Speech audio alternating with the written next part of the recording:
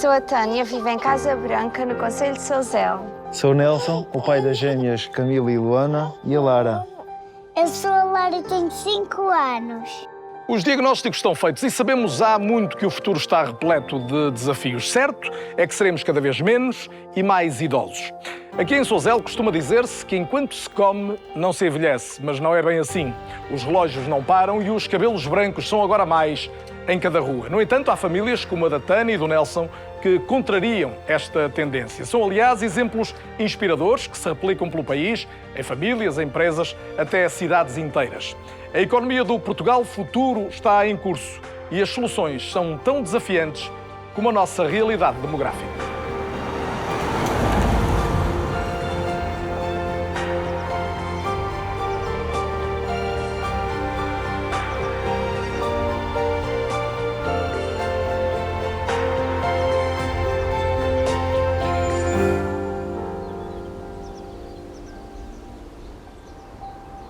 Meu dia, acordo, preparo-me a mim, vou acordar as gêmeas, depois vou deixar a Lara no prolongamento, vou deixar as gêmeas e vou para o meu local de trabalho. Sou cozinheira no lar.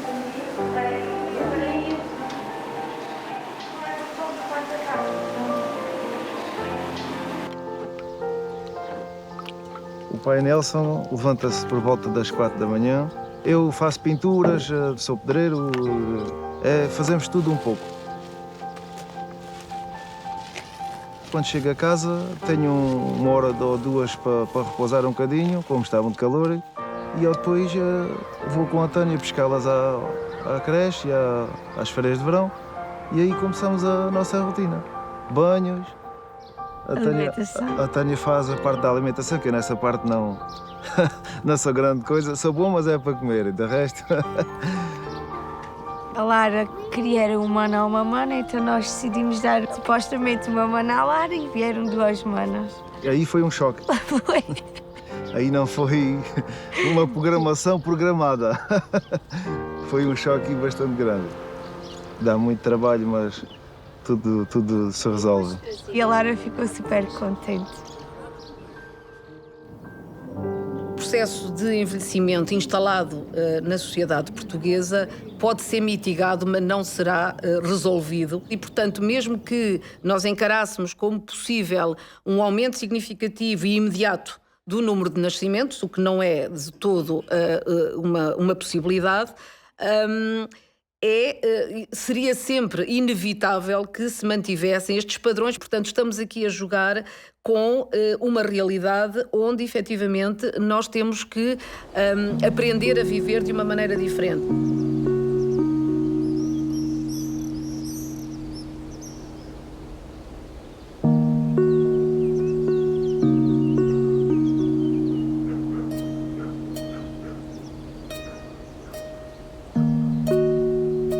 Se nós pensarmos que entre 2009 e 2020 tivemos uma perda de cerca de 20 mil pessoas por ano na população portuguesa, podemos imaginar qual é que é o efeito na economia portuguesa de desaparecer uma pequena cidade com cerca de 20 mil pessoas por ano. Ou seja, todo um conjunto de atividade económica que estava à volta dessas pessoas que desaparece. Há menos produção, há menos rendimento e isso por si só tem um efeito de contração na economia. Nós pensarmos o que é que acontece, por exemplo, ao mercado da habitação, ou seja, há casas que ficam vagas, que não são habitadas, há eletrodomésticos que deixam de ser comprados, vestuário, restaurantes que deixam de ser frequentados, porque temos uma população ativa mais reduzida e significa que temos menor disponibilidade de trabalho, e por isso vamos ter menor capacidade de produzir e por isso quando nós temos a redução da população, a menos que haja formas de compensar essa redução da população ativa, nós temos necessariamente uma redução do produto. Se nós levarmos este exemplo ao extremo, ou seja, se estivermos a reduzir a população, até ela desaparecer, desaparece a economia, desaparece a sociedade, desaparece a produção. Nós tivemos a Lara primeiro e depois é que houve mais incentivo a esse apoio. E eles começaram a alargar as doações de dinheiro e as malas, esse conjunto todo de ofertas que eles dão.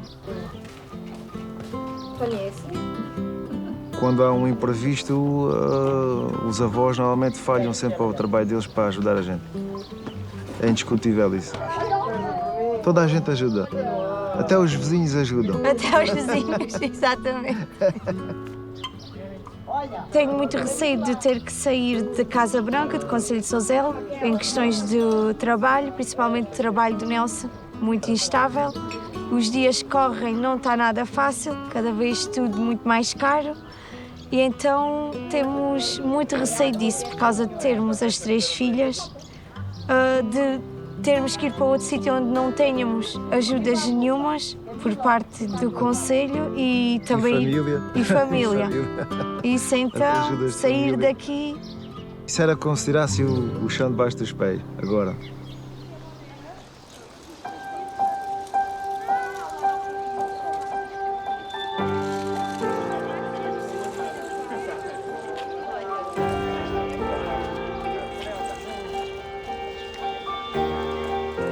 Vamos ser cada vez menos e isso terá impacto direto na riqueza que seremos capazes de produzir. Vamos ser menos e também diferentes, com diferentes necessidades, hábitos e até rostos.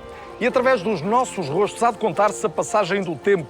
Seremos mais experientes e com o cabelo gradualmente mais prateado. E num país onde o número de idosos cresce e o do número de jovens é mais pequeno, não se trata apenas de criação de riqueza. Ela será distribuída por um número crescente de reformados. Os contribuintes, a população ativa, vão ter de garantir o pagamento da dívida, que em termos relativos é a 3ª maior da União Europeia, e também o financiamento decisivo do Estado Social.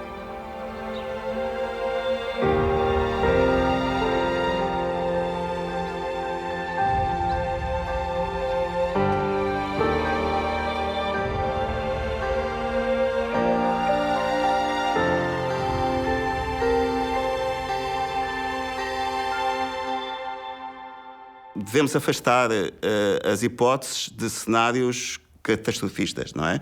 Portanto, não está iminente uma crise do Estado Social.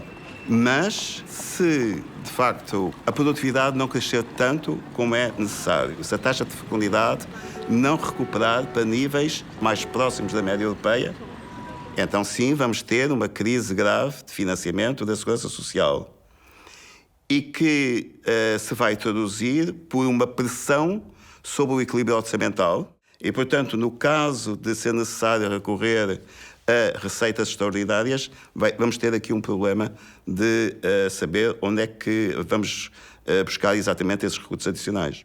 So, are our futures written in stone in higher taxes? I think yes. It will be something that is required to fund the needs of the future. And as the debt in the economy rises, it has to be sustained, it has to be financed. And in order to finance it, you'll need a combination of both. You'll need people to pay higher taxes, but you also need higher inflation. And that higher inflation is a tax on us. We don't necessarily realize it, but when we pay more for food, when we pay more for gasoline, but our incomes don't rise as quickly, it's a tax on everyone. So yes, we will be paying higher taxes in the future. Após décadas de acentuado crescimento económico, uma média de 4% ao ano entre 1960 e o ano 2000, Portugal foi considerado um caso de sucesso a nível global. No entanto, o início do milénio trouxe um desacelerar súbito desse crescimento que o país ainda não conseguiu superar. E se sobre o futuro sabemos que não será o aumento da população a garantir uma maior geração de riqueza, é certo que é necessário pensar num novo modelo económico. Com menos portugueses a produzir e, por isso, também a contribuir, é fundamental que cada um individualmente possa gerar mais valor. Nas próximas décadas, o modelo de crescimento da economia portuguesa deve assentar em setores de produtividade elevada. O que é que isto significa? Significa que são setores que produzem bens e serviços diferenciados, diferentes do que é produzido no resto do mundo e para isso é necessário que esses setores sejam setores altamente produtivos. Até hoje as empresas portuguesas têm competido fundamentalmente pelo preço, isto é, fazemos coisas bem feitas, mais baratas. Ora, nós para termos mais produtividade não podemos fazer só mais baratas, temos que fazer coisas que são únicas e que para as comprarem vão ter que pagar um preço mais alto. E as coisas únicas são aquelas coisas que resultam de boas ideias. O que tem que acontecer é aquilo que nós chamamos de uma meta-ideia. Ou seja, uma ideia que faça com que a economia ou a sociedade seja capaz de produzir mais ideias.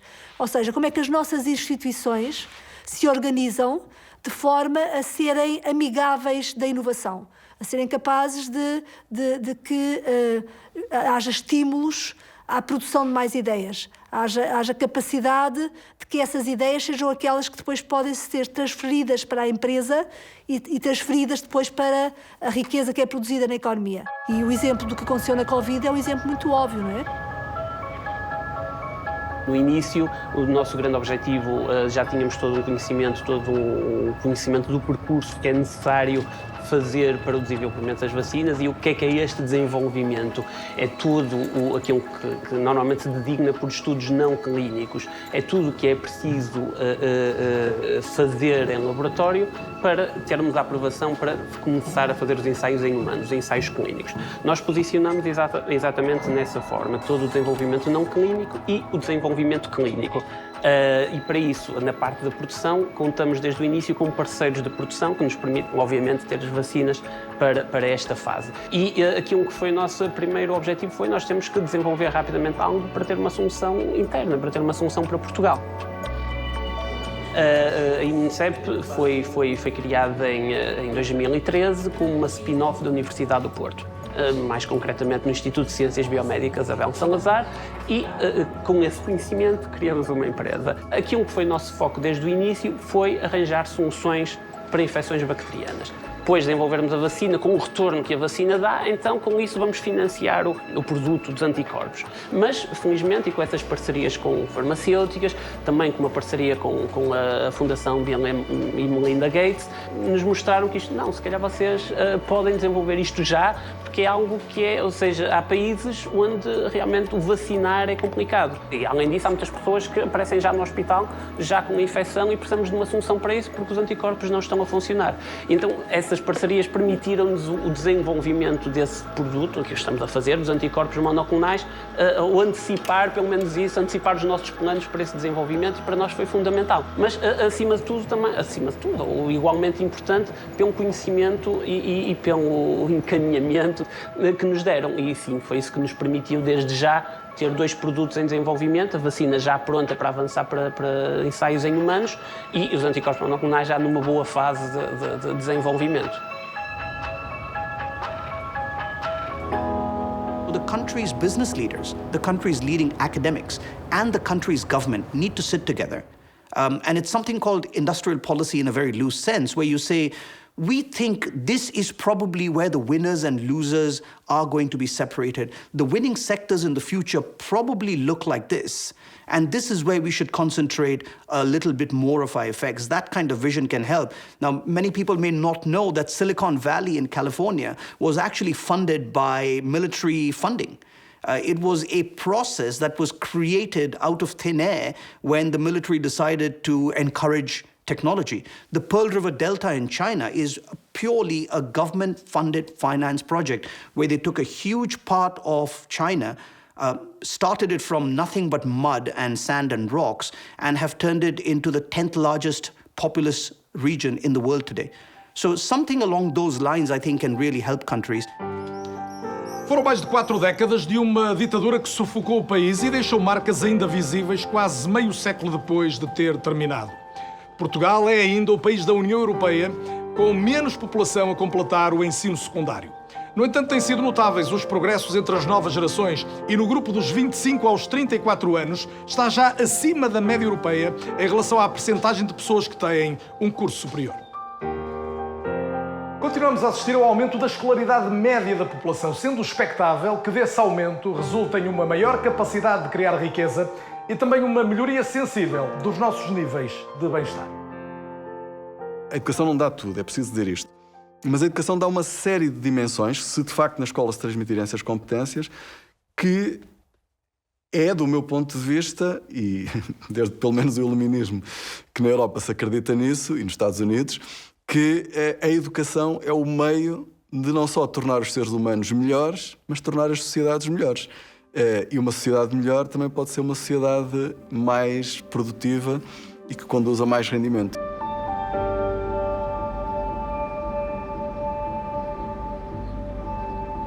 Uma população mais qualificada é não só, em média, mais eficiente ou gasta menos recursos a produzir o que quer que seja, na maior parte das atividades, não é? Como, além disso, é capaz de utilizar tecnologias mais avançadas, que novamente ajudam a que se gastem menos recursos para produzir um determinado produto, e, além disso, conseguem conceber produtos de maior valor. À medida que a população se torna, ou que a força de trabalho se torna mais qualificada, isso significa que, idealmente, a economia também ela se desloca na direção de produzir bens e serviços de maior valor acrescentado, não é? E isso é o crescimento, esse é o crescimento económico.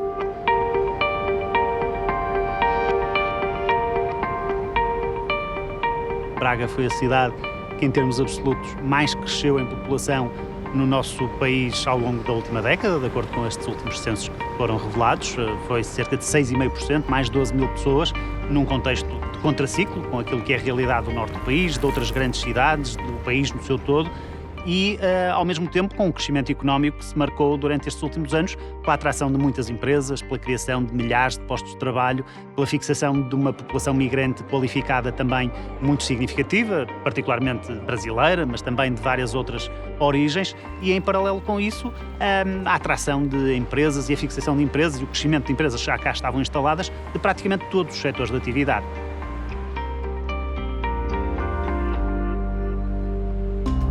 Neste momento podemos apontar aqui para 189 startups que fazem parte da nossa comunidade. Estas 189 startups dividem-se pelos nossos diferentes programas, portanto, 84 startups que passaram pelo nosso programa de incubação. Atualmente temos 19 startups incubadas fisicamente na Startup Braga, mais 50 que fazem parte do nosso programa de incubação virtual.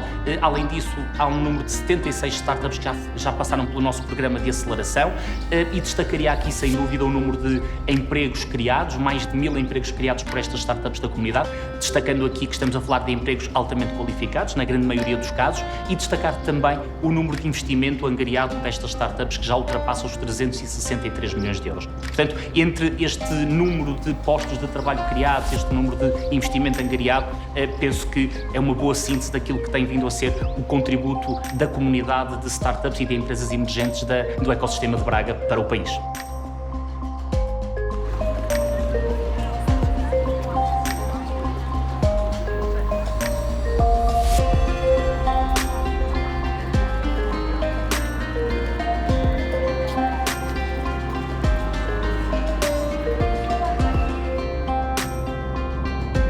Se é verdade que nós temos um país muito melhor do que tínhamos há 50 anos, pelo facto de as pessoas terem tido acesso à educação, é preciso salientar que, apesar deste enorme aumento da escolaridade nas últimas décadas, ele não produziu efeitos nas duas últimas décadas em termos de produtividade e de crescimento de forma visível. O que quer dizer que nós temos portugueses mais educados, ou seja, temos mais diplomados, mas nem por isso conseguimos ter uma taxa de produtividade, isto é, uma capacidade de produção por trabalhador, muito mais elevada do que tínhamos há 20 anos. Isto deve-nos fazer pensar.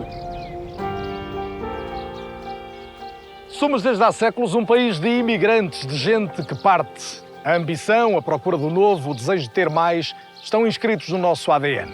Só entre 2010 e 2021, o país perdeu cerca de 445 mil residentes permanentes.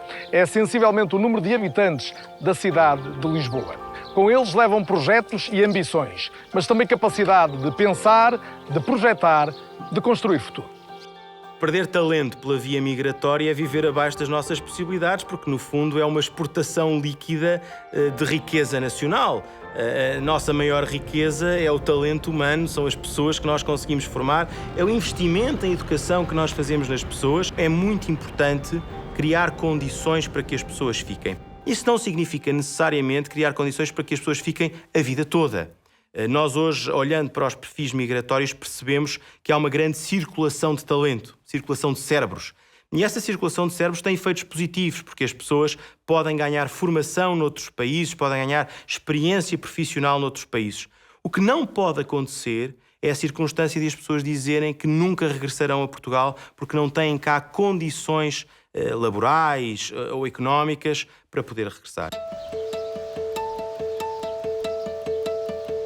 Olá, eu sou a Adriana, tenho 31 anos, sou enfermeira há 8 anos Terminei o curso em 2013, quando emigrei para a Inglaterra, onde vivi durante 7 anos. Regressei a Portugal em outubro de 2020. Estou cá a trabalhar em Santarém e neste momento estou muito feliz. Estou grávida da minha primeira filha, estamos a construir a nossa família e estamos muito felizes.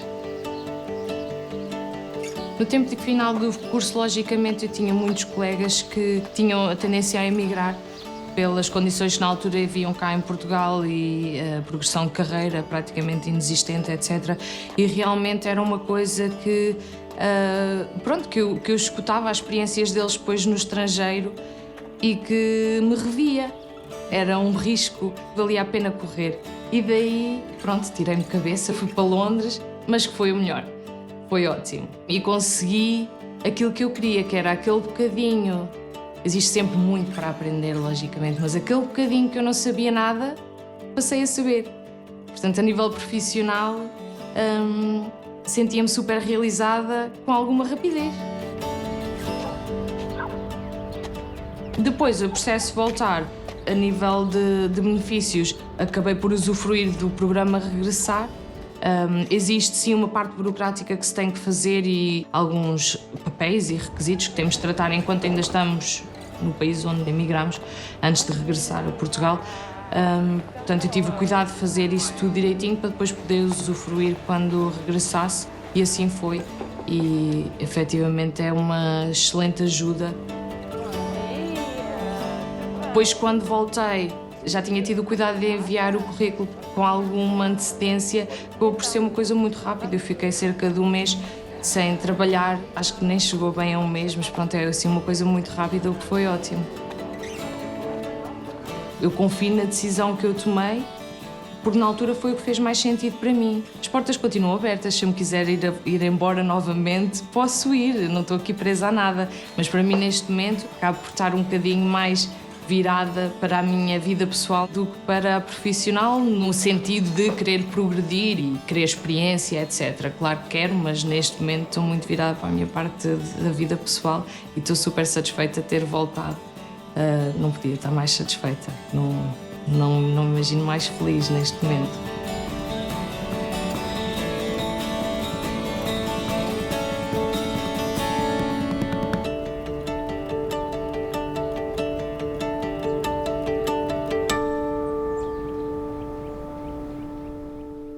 Os portugueses do futuro vão conhecer uma paisagem humana muito diferente da atual. Seremos, aliás, já vamos sendo, menos e mais velhos. E estes dois factos têm influência nas mais diversas áreas da nossa vida. Se nada mudar, será difícil manter os atuais níveis de bem-estar, quando o ideal era que até aumentassem. E o futuro faz-se de escolhas, todos os dias, da capacidade de diagnosticar, projetar e agir. Mas também vale a pena dizer que há sempre trunfos ao nosso lado nesta caminhada.